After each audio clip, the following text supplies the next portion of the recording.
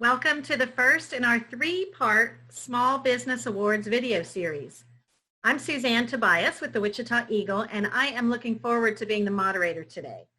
A lot has changed since the Chamber's Small Business Awards program began accepting nominations the latter part of 2019.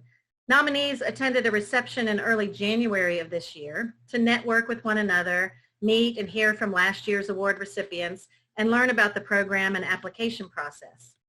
In February, judges reviewed the 14 applications and selected 3 finalists in each of the 3 tiers. In March, a difficult decision was made to cancel the Metro Mingle, which would have showcased the applicants and announced the finalists. In the best interest of the community, the Chamber jumped right into virtual content the next day to announce the 9 finalists on Facebook Live. After much discussion, the Small Business Awards Committee decided that the #1 priority of the program this year is to tell stories and recognize the amazing small businesses we have in our community. This means there will not be any final awards given this year. Instead, we ask you to join us this week and the next 2 for a video series where you will get to hear from representatives of the finalists. So we appreciate the continued support of this year's co-presenting sponsors, Affinity Automotive and McCurdy Auction, as well as gold sponsors, Cox Business, Meritrust Credit Union, and Occidental Management, and the Wichita Eagle Business Today. We also want to thank our signage sponsor, The Print Source, and video sponsor, Malibu Creative. For our first video, we're joined by Marc Taylor of Aerospace Testing Services, the Tier 1 finalist, Brandon Converse of Keating and Associates, the Converse team, Tier 2 finalist, and Rob Monson of Commerce Construction Services, Tier 3 finalist. So let's turn now to these finalists for some business insight. Marc, let's start with you. But before we get to the questions, could you briefly just tell us about Aerospace Testing Services? I'd be happy to. I think first of all, I'd like to tell you and the rest of the Chamber of Commerce staff, thank you so much for adjusting and helping us continue to tell our story even though we couldn't get to the Metro Mingle and the follow-on functions. So Aerospace Testing Services is a very small testing company here in Wichita, and we test materials that they use to manufacture and maintain military, commercial, general aviation airplanes across the globe. Primarily we test mechanical testing of materials, paints, primers, sealants, adhesives, things that 3M, PPG, other large manufacturers use and sell into that marketplace. We test those materials to make sure that they stand up to the demands and the rigor that requires for aerospace performance. Great. Thank you, Marc. You're a small local company that works globally, so share with us some of the ways you've been able to build relationships with such a diverse client base. And how has the pandemic helped or hindered in working with that global client base? Boy, it's really taken it, its toll to all of us as business leaders and entrepreneurs. We've really had to change our paradigm here a little bit in the last few months. However, I think there are certain concepts that still ring true today. We're a small company. We have customers. I think in my packet we had a lot of our customers supply photos with the Wichita flag from across the globe. It was a lot of fun. And I don't think we could do that if we were in a transaction-based business. We try to forge partnerships and we try to build relationships with customers and always being culturally aware. I spent a lot of years on the road traveling across the globe selling materials, so the network seeds were planted then, but then to just really forge partnerships, I think, is the way that we try to do everything here at Aerospace Testing Services, whether it's with our customers, our vendors, suppliers, banking partners, employees. That's the foundation of what we try to accomplish. And through these challenging times, it's rung true. I mean, some of the things we'll talk about today will show some of the impacts of having those partnerships. Communication is a key, I think, and problem solving. A lot of times it comes down to we have a problem, and we'll talk about it a little bit more in a little bit, but having customers here locally and globally that can lean on you because you are a small business and maneuverable where they may have some challenges in today's atmosphere has really proven to be a competitive advantage for us. Thanks so much, Mark. It's really evident that you and your team are genuine in the need to build strong and lasting relationships. So let's hear now, if we can, from Brandon. Tell us a little bit about the Converse team. Sure. Thanks, Suzanne. And I want to echo Mark's sentiment. Really appreciate the Chamber of Commerce for all their efforts through the Small Business Awards. Obviously, everything has changed through this COVID-19 pandemic for the Wichita business community and the expectations that are there. So they've done a fantastic job, rolling with this and getting new ways for us to share about our businesses and take part in bettering the Wichita community. So the Converse team is really the foundation of, I guess, our here group locally in Wichita.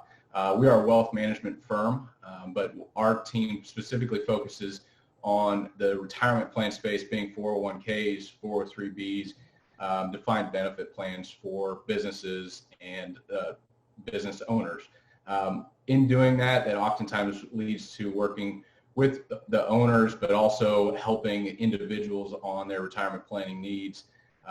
We do act as a liaison for many folks as that go-between for their CPA and the estate planning attorney. So we get to really see all facets of the overall wealth management picture for so many individuals and families here in the Wichita area. The other portion, Keating and Associates, that's our firm. Our firm is based out of Manhattan, Kansas. From there, they assist us directly, our team here in Wichita, with office staffing, office overall just needs, the building, all the technology support. And they can also, we have got various departments within Keating and Associates. So we have the capabilities to use our third-party administrator, or TPA, for our 401k side of things. We have a life insurance department, a cafeteria plan department, and then also a group that's specifically dedicated to Medicare coaching. So obviously, we've got many baby boomers retiring, and people, continuing to wanting to understand different facets for overall wealth management. So we've got a great team to be able to answer all those different questions. Kind of the last piece of our team, we see the Converse team and Keating Associates, but Raymond James, that is our broker dealer. That's where our wealth management clients would see, where their assets are invested, where they're getting their statements, the online access, and so forth.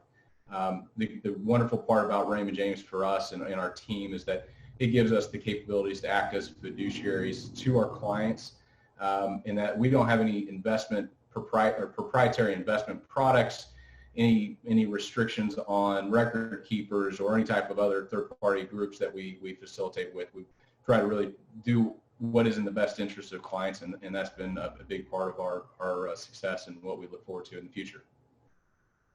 Great. So in your application, Brandon, you talk about how just having a benefits plan doesn't drive results. In fact, a little over a year ago, the Converse team took over a company plan with 32 employees and increased their participation rate from 25% to 87.5%. So what steps does your team take to help a company and its employees make that transition? Do you think the current situation will have an impact on future enrollments by employees? No, those are great questions. Like the second one there is a great question. And I'll start there because I think that is going to be a big part as we roll into this. What's this new normal for us as we prepare for mid-year enrollments, and I think that's going to be yet to be completely seen, but I certainly hope not.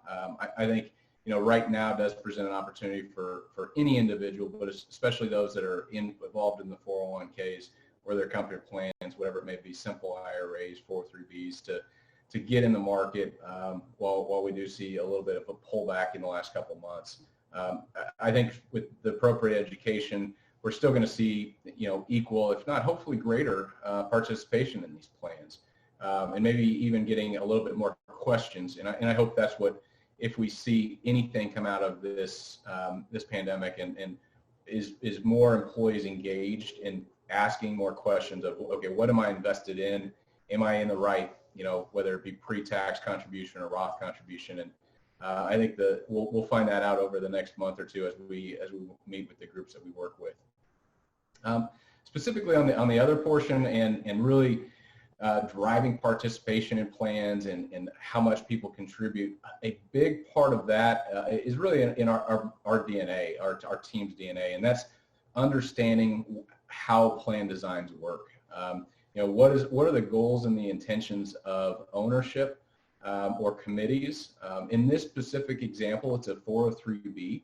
And there are what are called on all plans adoption agreements and summary plan descriptions. And a lot of times when you have groups involved, or even a business owner where their main objective is to drive their own business, not necessarily worry about the employee benefits. What we do is we get in there, try to take these 60, well, anywhere from 20 to 60 page documents and make it plain English.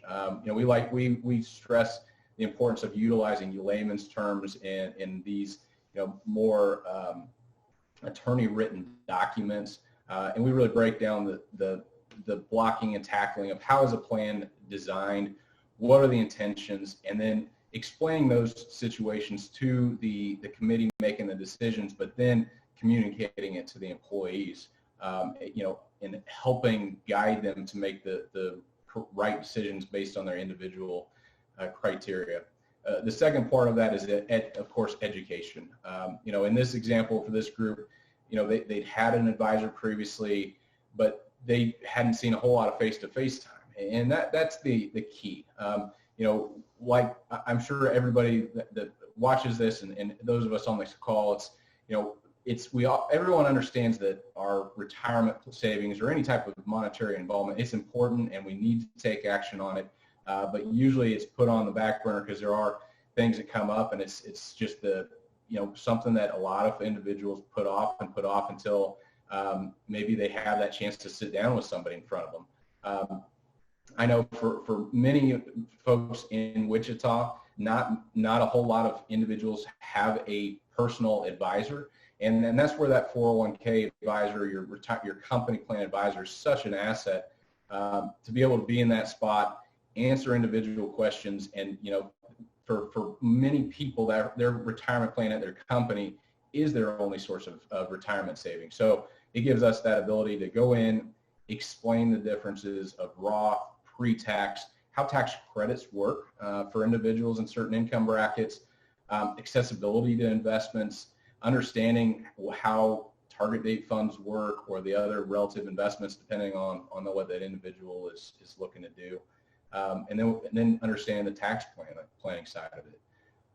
The auto features for plans are really powerful. This group, there's an automatic employer contribution, and that is something that those employees had heavily relied on for many years. It's like, well, my employer's putting in money for me, I don't need to personally, and now it's the education piece of, okay, where does that, we'll call it a profit share, even though it's a nonprofit company.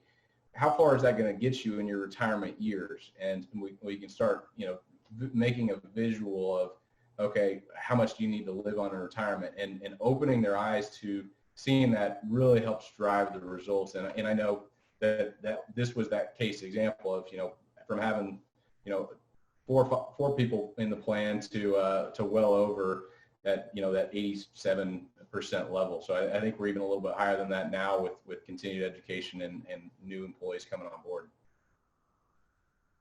Thanks so much, Brandon. I can definitely see why a company's participation rate would increase with that, and I don't doubt your continued success for you and your clients. Thank you so much.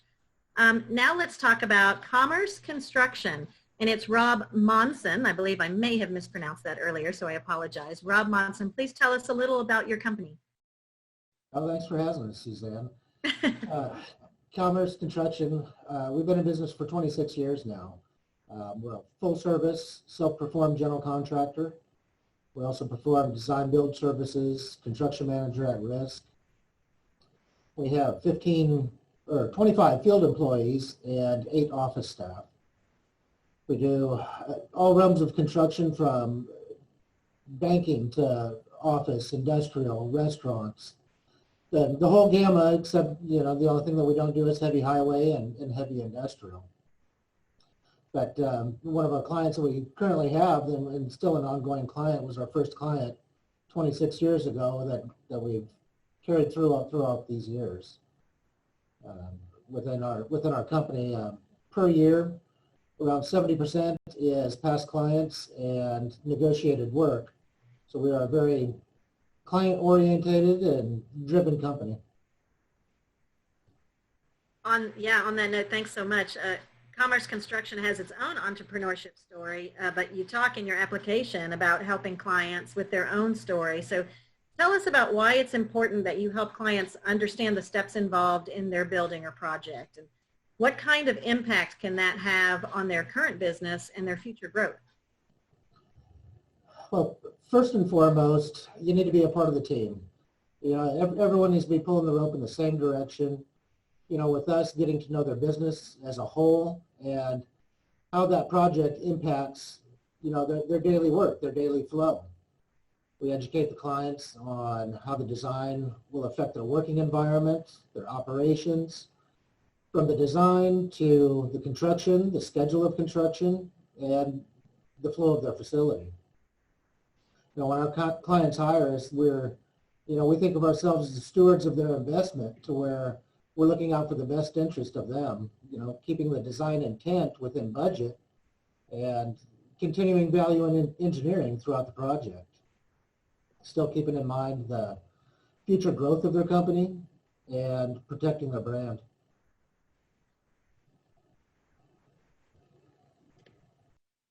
All right, there's so much more we could learn from each of your businesses. We're going to take advantage of the time we have and circle back around for a bit more insight from each of you.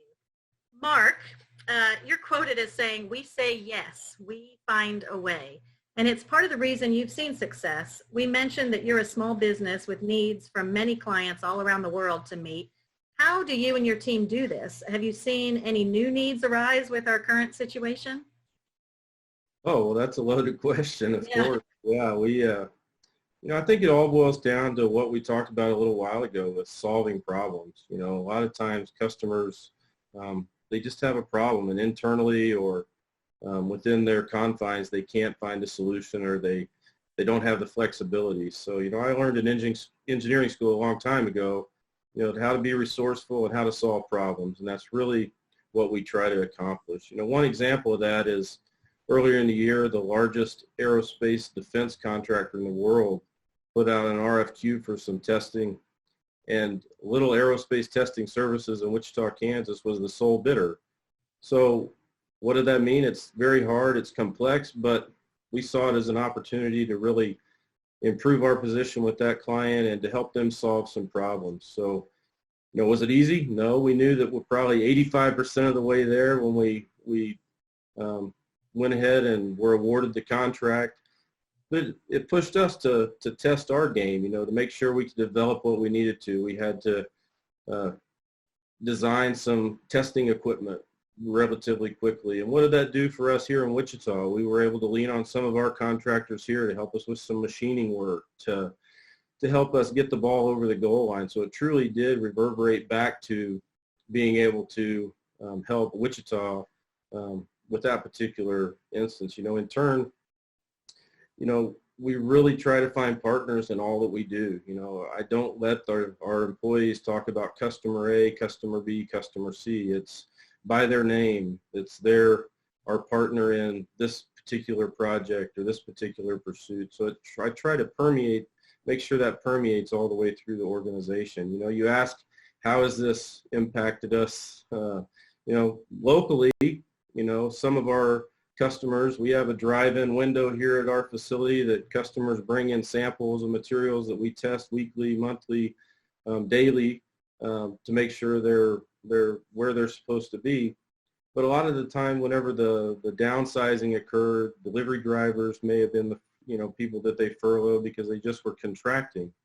So we flipped the script. We said, hey, you know, if that's an issue, let us send one of our employees. You know, we're a critical defense business, so we're going to be open. We're small. We have a large facility. We kind of keep our distance here internally, but it's the way that we can help our customers locally succeed and make some patterns out of the chaos that we've all been forced into.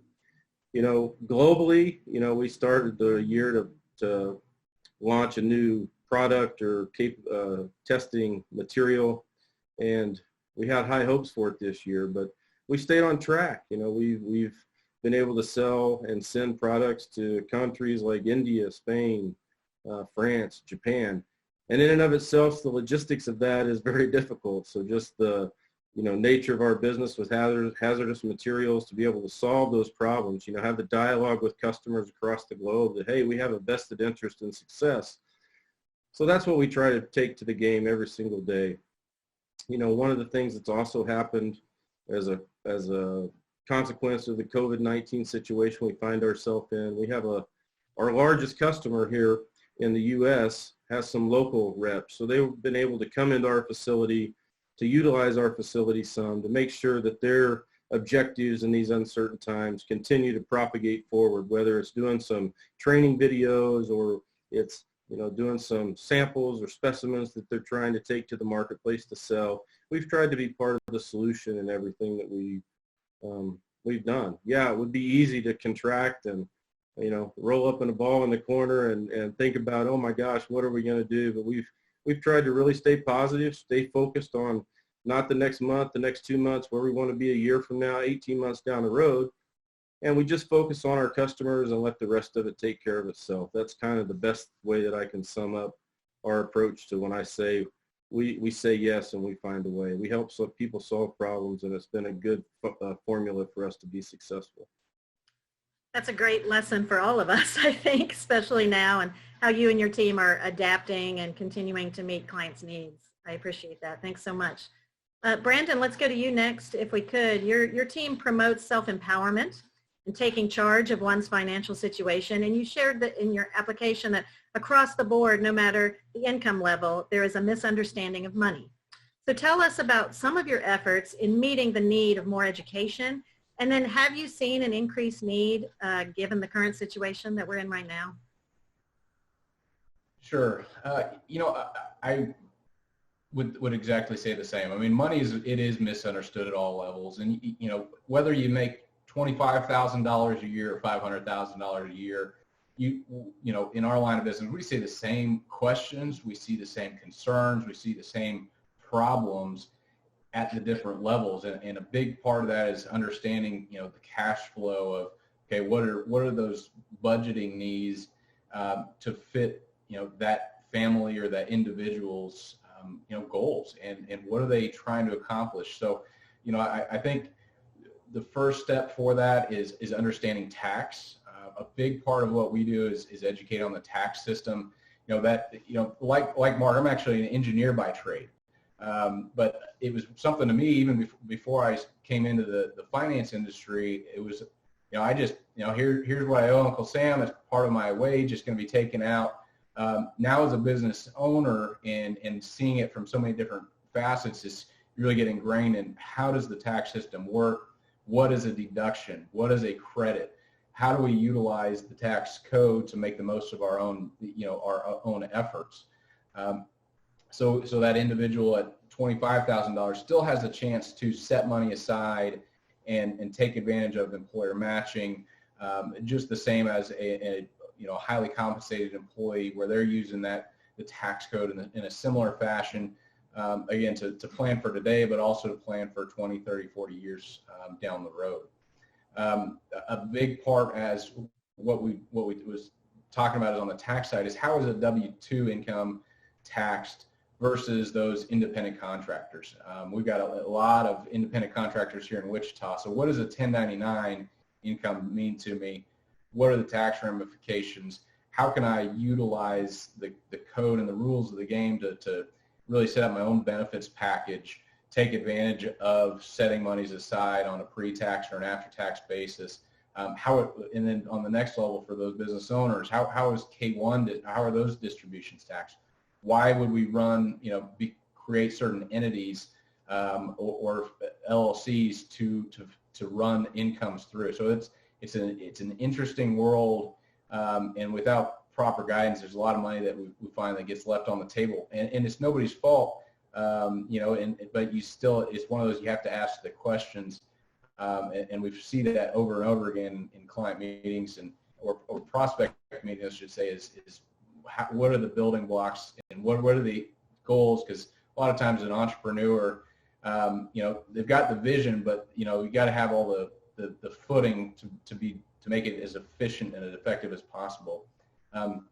Big part of the money concerns. One of the stats I had seen here recently is close to 50% of the U.S. lives paycheck to paycheck. I don't know that Wichita's probably far off from that. I would hope that we're a little bit better off, but we're seeing that very first and foremost now. How many people are really hurting because of this, because they don't have they've been furloughed, or they don't have the number of hours that they had leading up to early March when everybody has been laid off. So we're seeing those, and we're seeing different relief efforts where people can borrow from their 401ks or take distributions without penalties. But shouldn't be where we are first. It's how do we budget enough savings so that these situations, granted, hopefully unprecedented, never something that we don't see again, but we are seeing this as, I think, an eye-opening experience, and I hope moving forward the financial side is something that each one of us can control, but it's taking that due diligence to make it a priority, and I think this is going to be something that we do see coming out of this. Probably lastly, I think getting started in your company retirement plans early, as soon as you're eligible, but for those that are young, for those of us that have kids, teaching them about money, the power of compounding interest, it's so beneficial to have that education side of it, because I don't feel our education system does a good job of talking about money openly and understanding compounding interest, understanding taxes, and there's just, money runs a lot of our businesses. It obviously runs a lot of our households, and I think it's important to understand that layer of it for many families and businesses to be able to take advantage of moving forward. Great advice, and yeah, so timely right now. I love that your team is so passionate about giving clients the tools and the support to understand and manage their finances. Thank you so much for sharing that. Rob, let's go to you next if we could. Most of your field personnel have been with the company an average of 15 plus years. So what's the secret to your retention success? Well, just this week we have 2 of our employees that are reaching their 25-year mark. So that's quite an accomplishment for them. I think the only reason why they haven't been with us the whole 26 is we just didn't have any employees that first year. So they're our original employees, and we're proud of that. I think employee retention, starts with when we hire employees, of hiring them by our core values.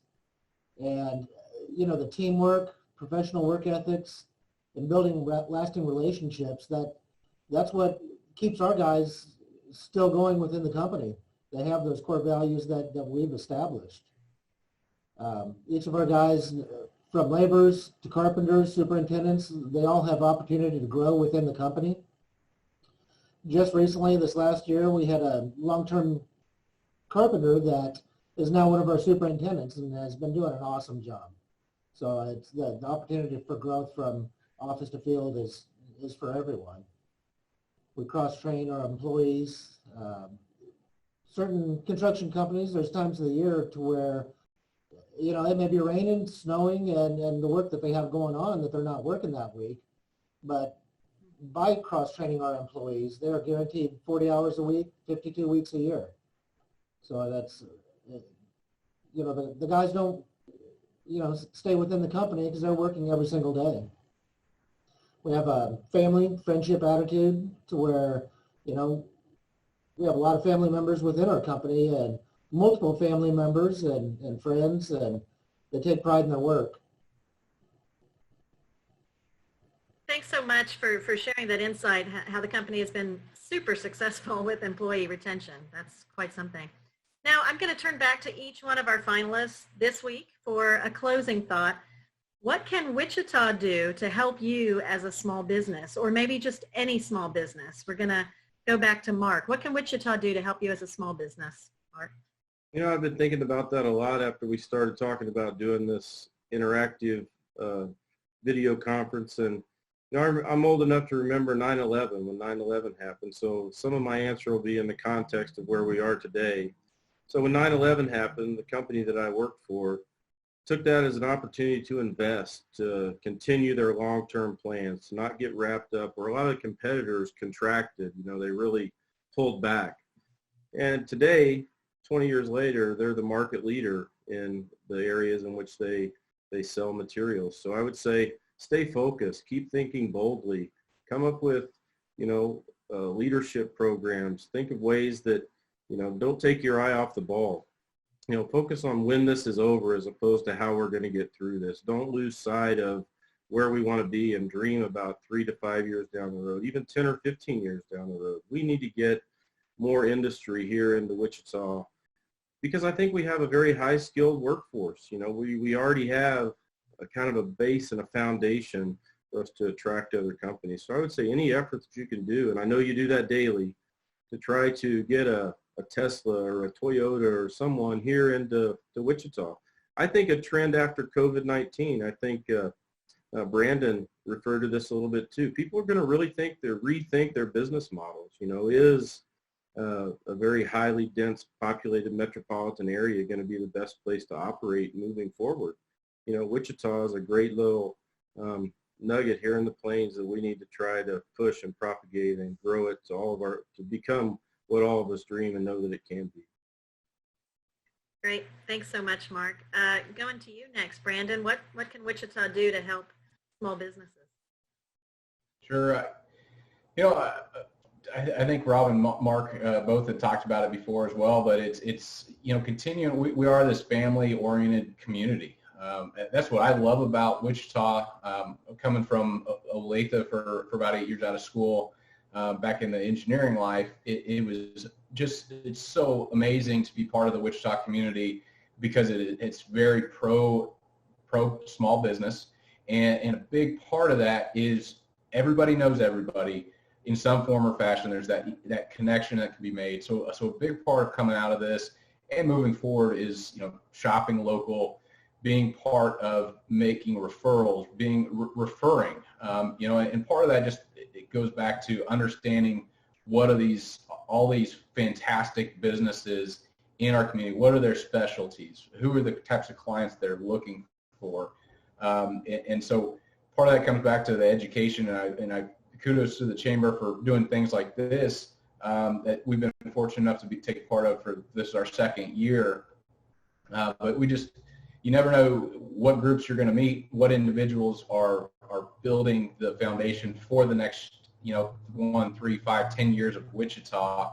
But it does take word of mouth, and, you know, being able to refer that business or be referred to make sure that we are lasting and that we are, you know, have a bright future here in Wichita. So I think, you know, making sure we get out once this gets by us and we're able to go out and shop local a little bit with less, I guess it'd be stress or tension. I know going into anywhere and you see masks all over, it's not the most easy thing to do, but we're going to trend that way, and I still hope that people continue to get out, visit their local, you know, their local stores, their restaurants, and help those small businesses come out of this. I know we're all very much looking forward to that. Rob, let's go to you next. What are your thoughts on what Wichita can do to help small business? You know, there's so much that Mark and Brandon said to where, you know, I could just say ditto. You know, piggyback. It's, you know, what's going on in these times, and you know, it's different. You know, we're doing a video chat instead of sitting across from a conference table with each other. To where, you know, Wichita is a very much of an entrepreneurial town. To where, you know, supporting the local business, but we still need to take a look at growth and bringing more businesses into Wichita. You know, we got to keep the spirit alive and, you know, support local. You know, is the answer, you know, open up the floodgates and everyone start business as usual again, but, you know, that's probably not going to be the answer for a while, but at least open up the doors, get the smaller businesses going, and, you know, I think your guys' family and my family appreciate the hair salons and the barber shops opening up, you know, so it's, you know, just keep the spirit alive and support local. Thank you so much, Mark and Brandon and Rob. It was great talking to you today. And to the teams at Aerospace Testing Services, Keating and Associates, the Converse team, and Commerce Construction Services, as we know they are a big part of your success as a small business. And thank you again to our sponsors and to everyone in the Wichita community and beyond for supporting and celebrating small business. And we'll see you next week for video 2. Bye-bye.